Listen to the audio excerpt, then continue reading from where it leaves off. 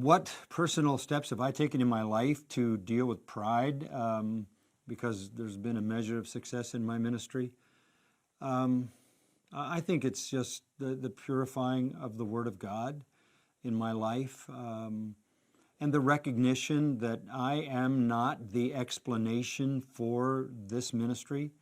You will not find the explanation for God's blessing on the ministry at Grace Community Church or the ministry of Grace to You or any other aspect of ministry that I have been engaged in. You will not find the reason for that in John MacArthur. You will find the reason for that success in the Word of God. The Word of God is not bound. The Word of God has gone forth as it always does in power. It always accomplishes that which the Lord sends it to accomplish. I will never be the explanation for the blessing God has put on this ministry. It is because He honors His Word. It is because His Word draws people to Christ and draws people to Christian godliness. It is because His Word attracts people who love His Word and love Him, and so you have people coming all for the same love of the truth written and incarnate. So I understand all that. I know I'm not the explanation for the ministry. I know I'm not the reason.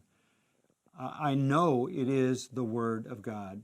When I first went into ministry, for whatever reason, it just seemed in my heart I had one goal, and that was to see what God would do if I did nothing but teach His Word, just verse by verse through His Word, and take the promise that He would bless His Word and multiply it and see what He would do.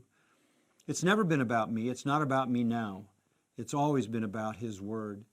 And I think, in all honesty, when you stay in the same church for 50 years, you not only live with the joys of how the Word has worked successfully, but you also have to face your weaknesses.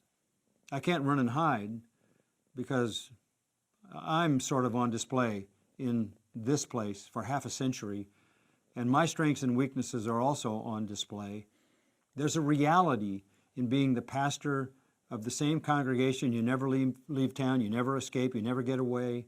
Your whole life is exposed. I think that's healthy for a pastor. I think you might believe, you might believe your press report if you leave town. But if you have to live with everything in your life, good, bad, and indifferent, for half a century, you live with the reality of your strengths and weaknesses. I thank the Lord that He has brought around me, starting with my own wife and my own family, the people who are strong where I'm weaker, and He's done the same thing in the life of our church. So I think shepherding the same flock and living with all the good, the bad, and the indifferent, all the successes and all the failures, put you in a real world. Nothing is more real than life in the church. If you're just sort of a visiting speaker, or even if you stand in the same pulpit or stand on the same platform every week, you walk in when the lights come up, you talk to the people, you walk out when the lights go down, and you're not integrated into their life, and you don't live with them for half a century, you may think you're more important than you are. But when you live with a family, with a congregation for half a century, in all the strengths and weaknesses and all the ups and downs, you live with reality, and you're happy to honor the Lord, who is the reason for the success, because He's been merciful to you and blessed His Word.